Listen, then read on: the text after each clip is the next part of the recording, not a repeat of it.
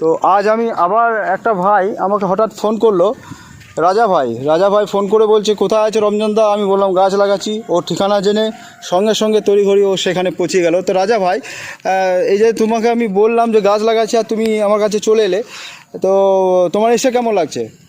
খুবই ভালো লাগছে এসে। আর সবচেয়ে বড় কথা হলো তুমি যেভাবে কাজ করছো সেটা সত্যিই খুবই ভালো। সবসময় হয়তো সময়ের অভাবে তোমার সাথ দিতে পারি না, আজ ছুটির দিন তার জন্য এলাম। আর তুমি যেটা করছো সেটা সত্যিই খুবই ভালো। Thank you. তোমার চলো পাল্টায়ের যে উদ্যোগ, এই গাছ লাগানো একটা ট্রেন্ড এখন চলছে, এরা আরও অনেক কাজ করে থাকে। চলো পাল্টায়ের জন্য বার্তা কি দিতে চাও? বলবো যে আপনারা সবাই রমজানদার সাথে থাকুন, চলো পাল্টায়ের সাথে থাকুন। আর চলো পাল্টায় যেটা করছে এটা সত্যিই খুবই সুন্দর। বর্তমানে যেভাবে তাপমাত্রা বৃদ্ধি পাচ্ছে তো গাছ লাগাতে হবে। আপনারাও বেশি বেশি গাছ লাগান, রমজানদাকে সাপোর্ট করুন। আপনাদের ফাঁকা জায়গা থাকলে রমজানদাকে ডাকুন, আপনারা নিজেরা পারলে লাগান, যতটা পারবেন রমজানদাকে সাপোর্ট করুন। রমজানদা যেটা করছে সত্যি খুবই ভালো।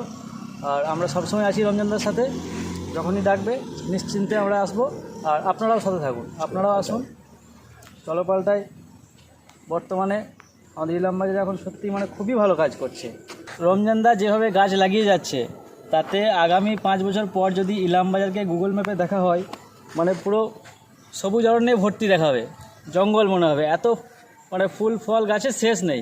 এখনও অবধি রমজানদা আমার মনে হয় মানে আইডিয়া করে বলছে, আমি হয়তো জানি না সঠিক কত হবে, আর 5-7 হাজারের ওপর তো হবেই গাছ লাগিয়েছে ছোটো বড়ো মিলে। কারণ ওর বাড়িতেই আমি বাড়িতে যদি এত গাছ থেকে বাইরে তো লাগাবেই। Thank you. এটাই বলবো, সবাই আমাদের রমজানদার সাথে চলো পাল্টায় সাথে থাকুন। আর চলো পাল্টায় জিন্দাবাদ। Thank you.